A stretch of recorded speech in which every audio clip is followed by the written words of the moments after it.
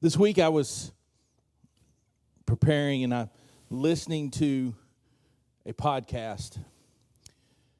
And in this podcast, I wrote this down. This person said this. It says, "It's impossible to be spiritually mature but remain emotionally immature."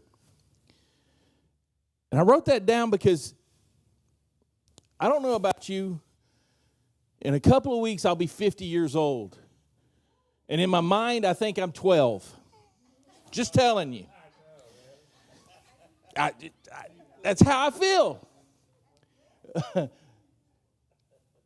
And then I go back to some of the things that Pastor Jamie and Pastor Jeremy have said, and go back to some words, and go back to Francis Chan when he took the baby bottle and he was sucking from the baby bottle, and he says, "Quit drinking from the milk and start eating to become mature." And I've been thinking about all of these things lately.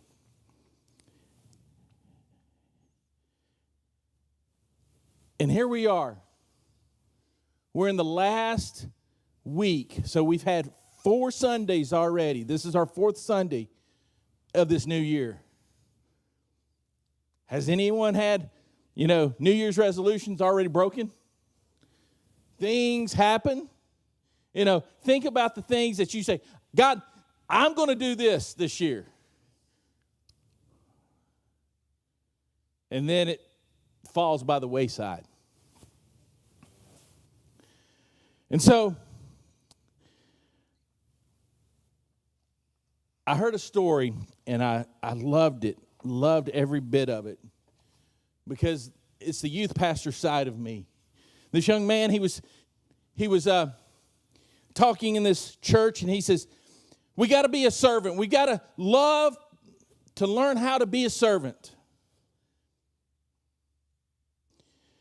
So, hey kids, there's chairs over there. We have to take them down when it's our time that we get it, and then we have to put them back up. So we're going to call you the chair brigade. I need some of you strong young men, young ladies. Be strong. Come on out.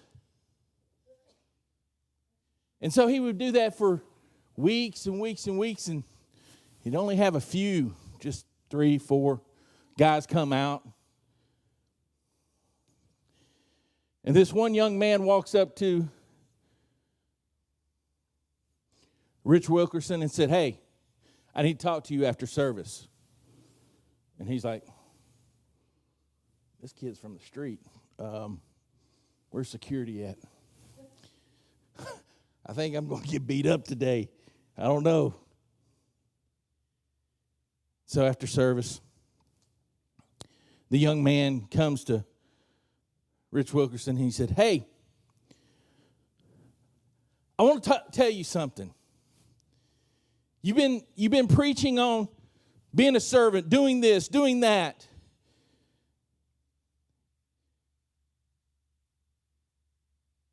And you always downgrade our chair brigade, so we've renamed ourselves. Because we want to be something important. We want people to come out and say, hey, this is important for the Lord. We got to set up. We got to do something. Because if we're going to reach people, we got to do something." And Wilkerson was standing there, and he goes, "Okay, so what's your name?" He said, "We're now called the chair engineers. We're more important than what you made it out to be. We want you to know we're here and we're standing for you. We're going to help you all the way."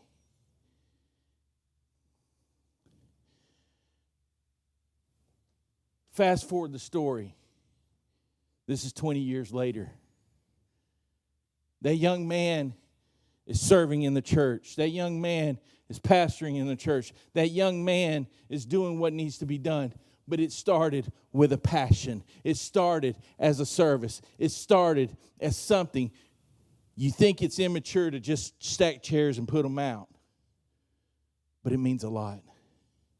So in Joshua chapter 1, I'm going to read the NASB right now.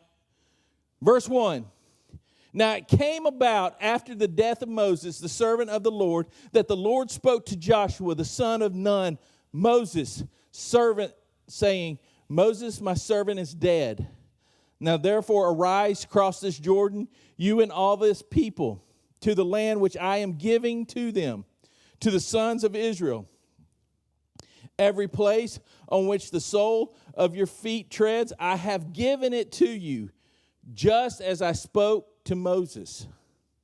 From the wilderness and this Lebanon, even as far as the great river, the river Euphrates, all the land of the Hittites, and as far as the great sea towards the setting of the sun, will be your territory.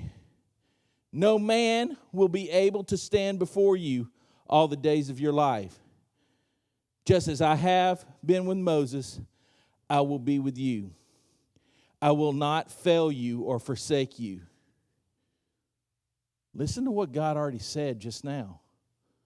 I will be with you. I will not fail you or forsake you. Who said that in the New Testament? Jesus. Be strong and courageous, for you shall give this people possession of the land which I swore to their fathers to give them. Only be strong and very courageous. Be careful to do according to all the law which Moses my servant commanded you. Do not turn from it to the right or to the left, so that you may have success wherever you go. I'm going to stop there.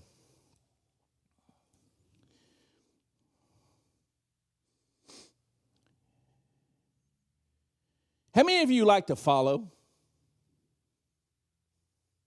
Or how many of you like to be a leader? You know, it's funny when you say, how many of you like to follow? People are like, I'd rather not do that. Because, you know, I've got a wonderful wife. I love her to death. I'm going to tell you a story. I'm glad I was in the nursery. But I know the Lord talked to her. I know the Lord was doing some things, because later on I heard some testimony. But that day at the church that we were at, we had a baptismal service. And it was a pretty good sized church and all. And so what happened was that night, after the baptismal, they didn't unplug and send the water down. So there was still a baptismal service. There's still water in the baptismal. So, like I said, I was in the nursery. God was moving in the church service. God was doing a great work. God spoke to Michelle to do a Jericho march. I don't know if you've ever done a Jericho march. But if you do a Jericho march, get ready. Who knows what's going to happen? So God spoke to her and said, you're going to lead this, grab some people.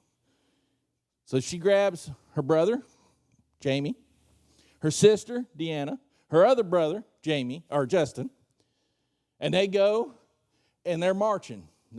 She said, I don't know why. God's telling me to do a Jericho march. We're going to do a Jericho march. There's some situations that's going on. We're going to do a Jericho march. And so they're doing that Jericho march. She goes through the back door. She goes through the baptismal. Again, the baptismal was full. And comes out. All of them followed. Sometimes I would say, whoa, wait a minute. But it was God. She comes out and she's praying for chairs on the stage. She's praying for people. And all of a sudden, we didn't know at that moment some things were going on with my father-in-law. And it was a time that God ministered to my father-in-law. But it had to be one of those Jericho walls had to come down. But it had to be the faith and the guidance of someone who says, I will lead, but I will follow too. I don't know about you, but this young man, and I've started doing research about Joshua at the time. When he takes over, he could be around 60 years old or 70 years old when he takes over. Because he's been out in the wilderness with Moses and them for 40 years. So we don't know how old he was at that moment, but he lived to be 110 years old.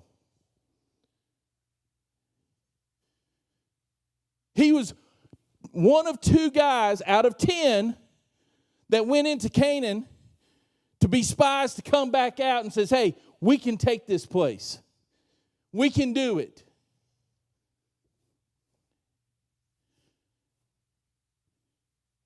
When my wife comes to me and says, God said we can do it, I'm believing what my wife says because I know she's been with the Lord. I know when Jeremy says, hey, we can do it, he's been with the Lord. And my thing is this. Here's these 2 young men. At the time, went into Canaan land. They see the grapes. They see the milk and honey flowing. They see all of this.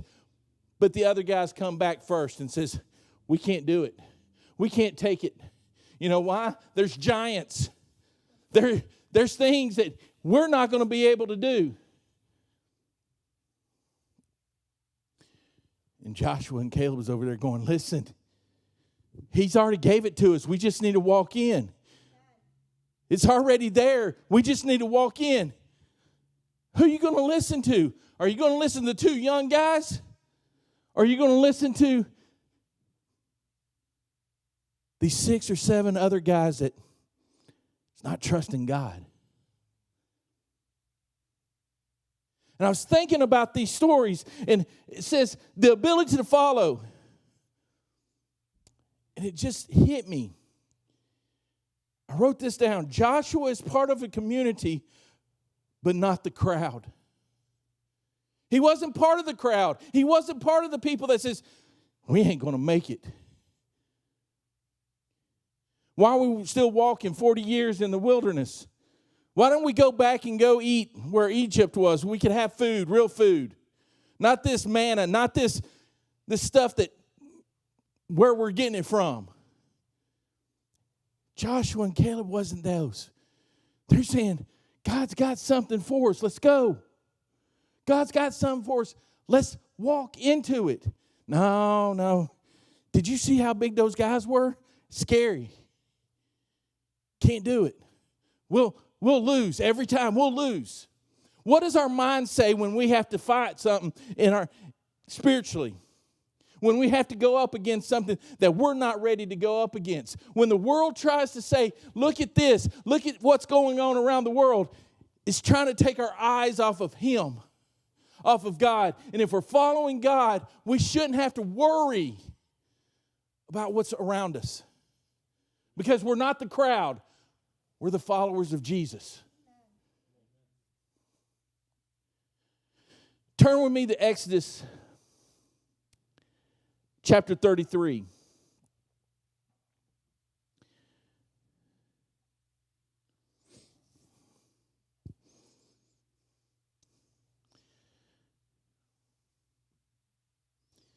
So Moses was going to Mount Horeb, or Haran. In verse 7, it says this.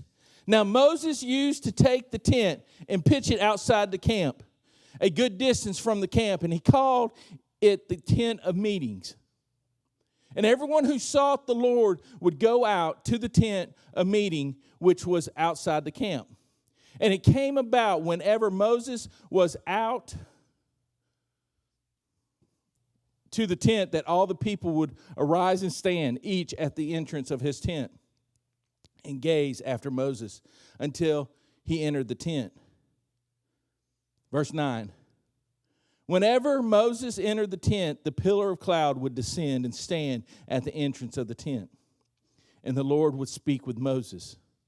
When all the people saw the pillar of the cloud standing at the entrance of the tent, all the people would arise and worship, each at the entrance of his tent. Thus the Lord used to speak to Moses face to face, just as a man speaks to his friend. When Moses returned to the camp, his servant Joshua, the son of Nun, a young man, would not depart from the tent. I don't know about you, but this young man, he was wanting to be in the presence of God. He was at the tent. He was making sure he's staying. When Moses left, he was still there. I don't know. This past Wednesday was so wonderful. If you're not a part of coming out and praying, you might want to get to become a part of it. Because I'll tell you, we just wanted to sit here and soak it in. God was doing something. We're like, God, whatever you want to do, do it. Here we are. We'll sit. We'll stay at your presence. That's what Joshua was doing. He was laying. He was at the tent. He was making sure he knew what was going on. He was a young man. My heart jumps every time. It's so happy. When I watch in worship, I look around, and I'm watching the young people, I'm watching the older people, I'm watching us all be in the presence of God. And how all life, how it's changed, worship, and the way we worship, and the way everybody else worships, it's wonderful. But it's showing whose heart they're after. Are we willing to be something? Like I said, how do you want to mature? Because Joshua, as a young man, was trying to always be at the feet of God. Go to Numbers chapter 11.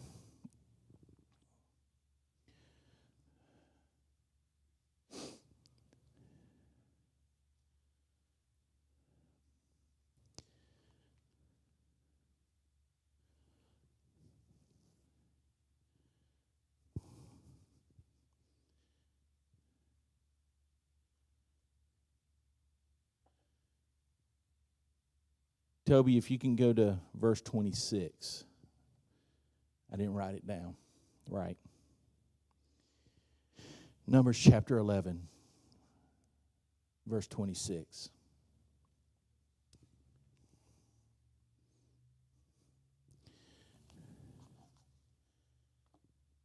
It says this, but two men had remained in the camp. The name of one was Eldad, and the name of the other was Medad. And the Spirit rested upon them. Now they were among those who had been registered, but had not gone out to the tent. And they prophesied in the tent, or prophesied in the camp. So a young man ran and told Moses and said, Eldad and Medad are prophesying in the camp. Then Joshua the son of Nun, the attendant of Moses from his youth, said, Moses, my Lord, restrain them. Verse 29, but Moses said to him, are you jealous for my sake? Would that all the Lord's people were prophets, that the Lord would put his Spirit upon them? Then Moses returned to the camp, both he and the elders of Israel. Moses had to teach him something.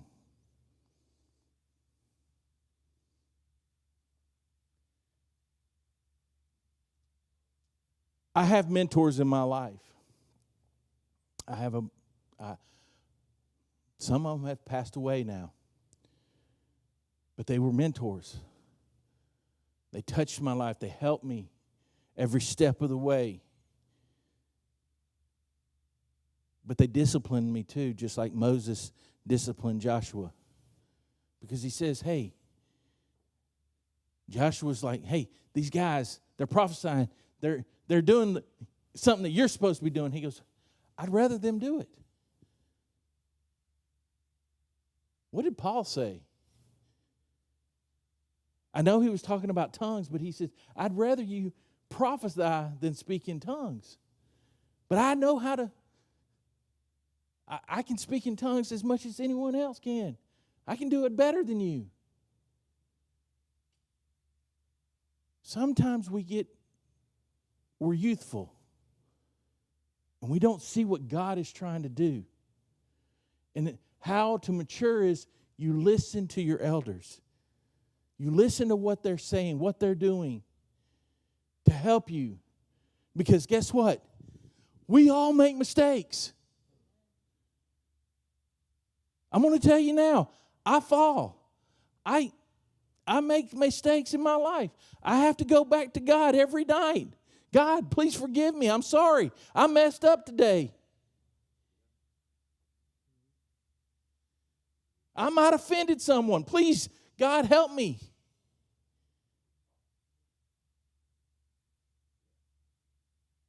I make mistakes. Preachers make mistakes. Pastors make mistakes. Elders make mistakes. Everybody makes mistakes. There was only one person that was perfect, and his name's Jesus.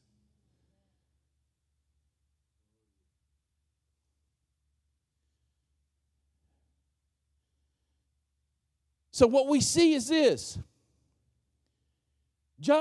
Joshua had a choice to make.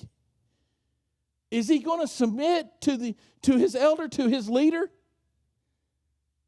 Or is he going to go out and do what he wants to do?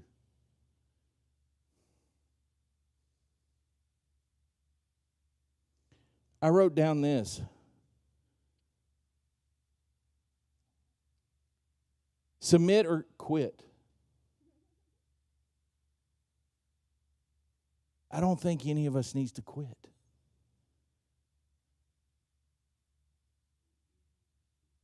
But we have to submit, yeah. And that's the hardest thing sometimes. Because guess what? Your ego can get to you. Sometimes you get a big head. Look at me.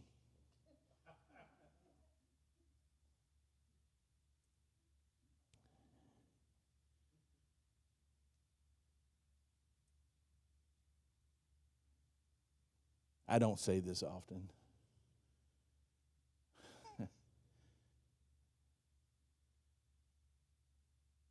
I root for a team that Pastor Jeremy don't like. University of Alabama. But here's the thing. The kids that were growing up today, the last probably 17 years, they've only known winning. And especially my kids, I've looked at them and said, get ready. We're going to have some tough years. But that's the thing. I don't want people to say, man, my walk has been great with God and everything's perfect, and all of a sudden something smacks you in the face and it hurts. It's like, what is this? What happened here? Because sometimes it's too good sometimes. And we have to come down. It's a learning process. Exodus 17.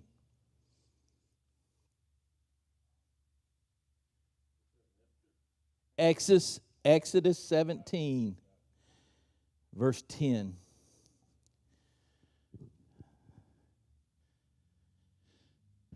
And it says this. Joshua did as Moses told him and fought against Amalek. And Moses, Aaron, and Hur went up to the top of the hill. So it came about when Moses held his hand up that Israel prevailed. And when he let his hand down, Amalek prevailed. But Moses' hands were heavy. Then they took a stone and put it under him, and he sat on it. And Aaron and Hur supported his hands, one on one side and the other on the other. Thus his hands were steady until the sun set. So Joshua overwhelmed Amalek and his people with the edge of the sword.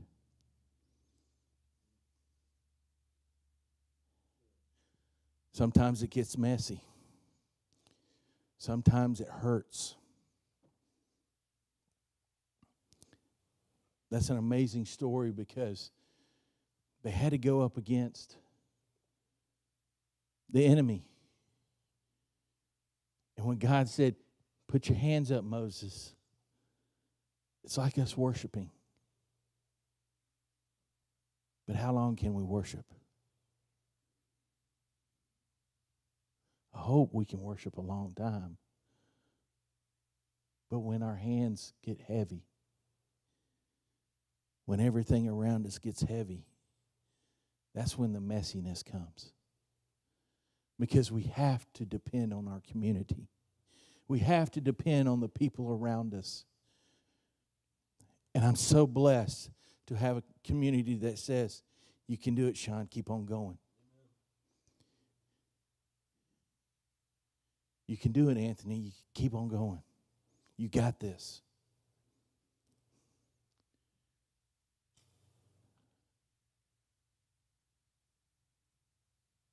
God has things in your life, but when we get tired, when we get so to the point that we're like, "I'm done. I can't do no more," that's when the help comes in.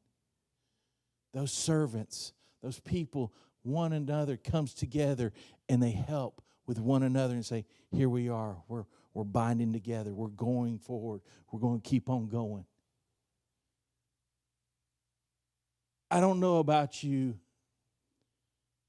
but if we let the world dictate what we're supposed to see, everything's going to chaos. Everything's going to hell in a handbasket, in a sense, what I've heard.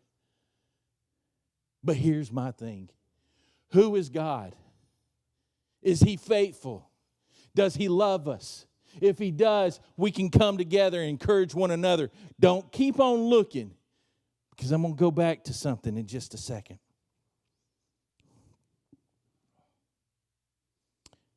Keep on looking. The desire to see. Go back to Joshua 1. But this time, I'm going to read it in a different version.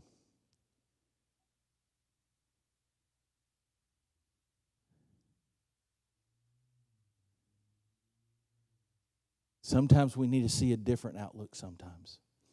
In the Message version, it says this. After the death of Moses, the servant of God, God spoke to Joshua, Moses' assistant. "Moses, my servant, is dead. Get going. Cross the Jordan River, you and all the people. Cross to the country I'm giving to the people of Israel. I'm giving you every square inch of the land you set your foot on, just as I promised Moses." Let me ask you something. What has God promised you? Have you forgot about it? Have you forgot about it? Because here's the thing. It's time to claim it. God has it for you. You might have to fight another 20 more years. You might have to go another 10 more years. You might have to do whatever, but you're going to make it. But it's yours. He's already given it to you. But listen to this.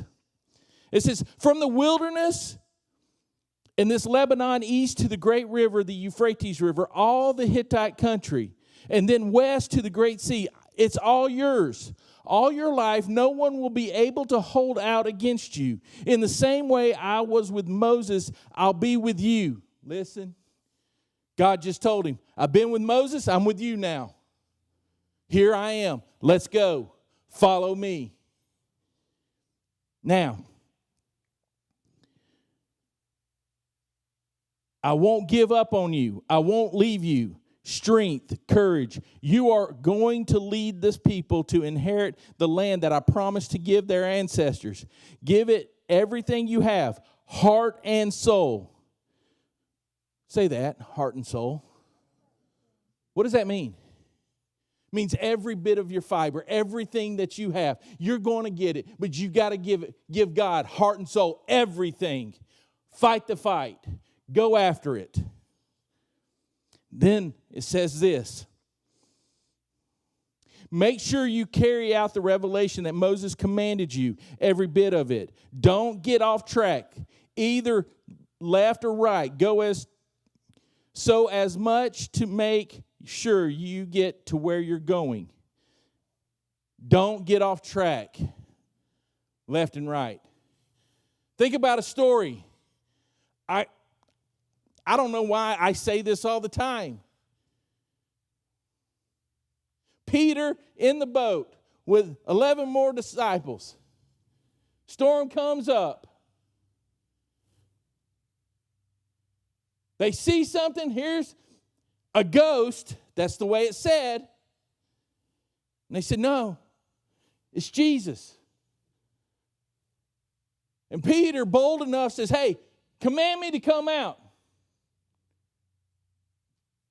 Jesus said, come. That's all he said. Come. He steps out of the boat. Don't know what the other 11 were doing. But here's Peter coming out of the boat. He's walking on the water. And it says he had his eyes on Jesus. But then what? He looked to the left. He looked to the right. He noticed the wind. He noticed the seas. And then he started sinking. I want to say something to you right now. The left and the right, what's going on with this world, is going to try to distract you to fall. We got to keep our eyes on Jesus. We got to keep our eyes on God. We got to keep our eyes on the Word of God. We got to keep on going. And this is the time that we need to encourage one another. Yeah, there's sinners out there. We need to compel them to come back into the house of God. We need to tell them, get right. But we're also there to say, we're a lifeguard. We're here for you. We want to help you. Do you have a desire to fight?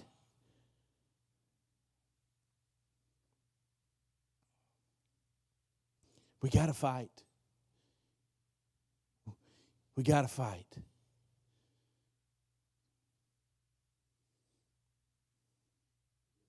The last one is the call to stay. Listen to this. Joshua and Caleb. They were young men. Joshua laid at the tent when Moses left. He wanted more of God. But he was right there every step of the way. When he was entering Canaan land, all he had was everything that he knew what Moses had. He had the Torah. He had 5 little books in his mind, in his heart. Because he saw a part of it. He was a part of something. He saw who God was. And he kept walking. He was the encourager. A young man encouraged the old man to keep on going.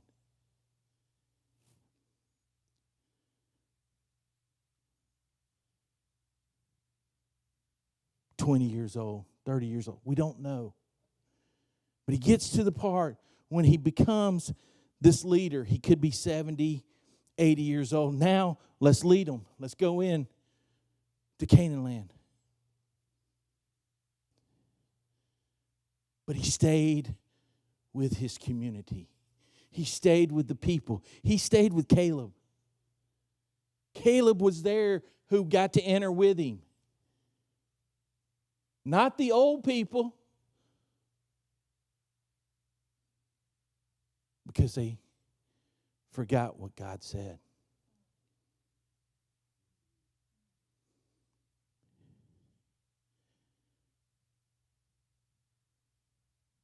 Some of you are just now in your prime to lead. Lead. Be that person. Step out of the boat. We're still following. Some of us are followers right now. We're still learning to become mature. But we have a team that can help us get to the place that God wants us to be. When we get discouraged, find people. I need prayer.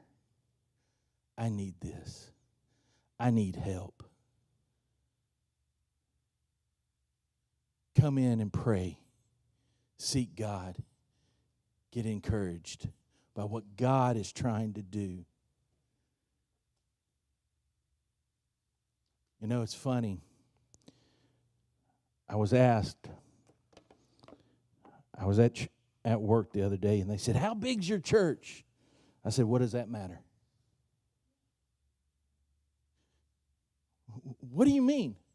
I said, "What does that matter?"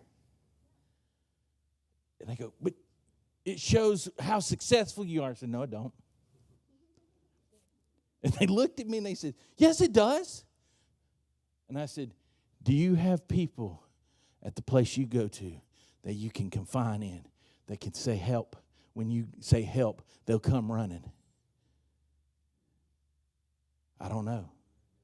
"What do you mean you don't know?" "What about when you're in a time of need of prayer and you need someone to help pray with you and encourage you because you're down and you're facing so much of the evil and you can't make it anymore. You think you're going to give up. You think this is going to happen. I've got people that come behind me and go, "You can make it. We're going to push you on." It's either we're going to push you or drag you. And she looked at me and she says, "I've never heard anyone say something like that." I said, "No, because I look at it in a different way." I would say about 20 years ago, yeah, it was about numbers. Do you know I still put in every month I have to do to keep my license in the Church of God? I type in and it says, "How many people's been saved under your ministry this month?" What does that matter? I'm not saving them. God is. Not me. How many people have been baptized? How many people speaking in tongues? How many people have you visited? I get to put a big number on that because I'm like, every day I go into work, I'm visiting every person in my work because guess what? They're assisted living, and I can speak to every one of them.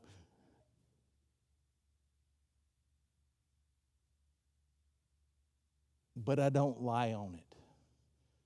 How many times you preach? What does that matter? I'm just a follower of Jesus.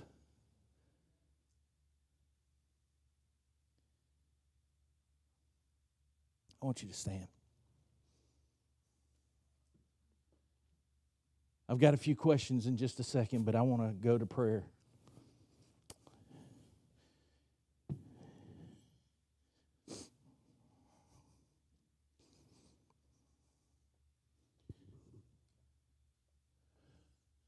I can't read that.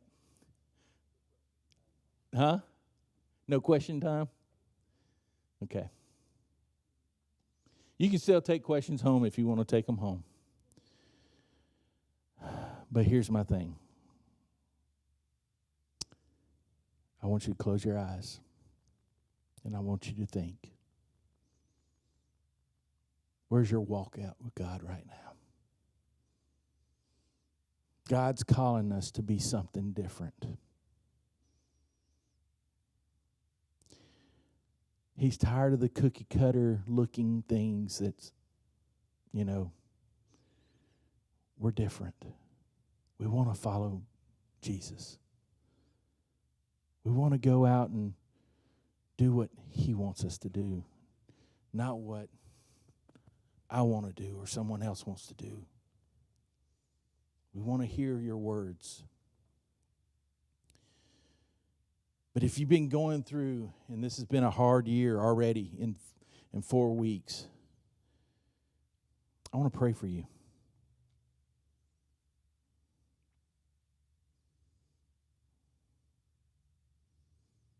You've been looking to the left and to the right, and you're discouraged. You don't know where you don't know where you lost it. God says, hey, my arms are open to you. Come.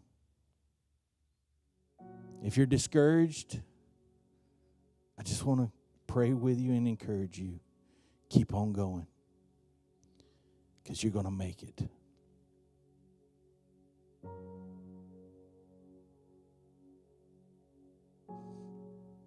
Anyone need to come and be prayed for?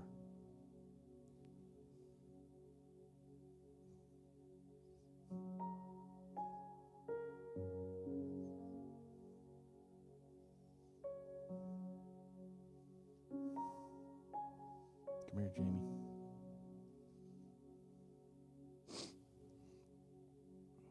Come here, Jeremy.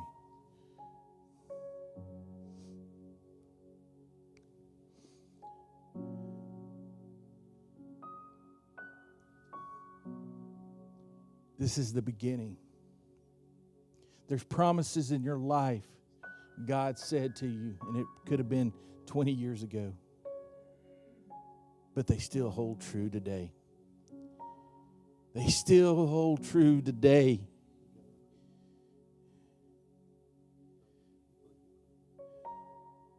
God, I pray right now for encouragement into these people's lives.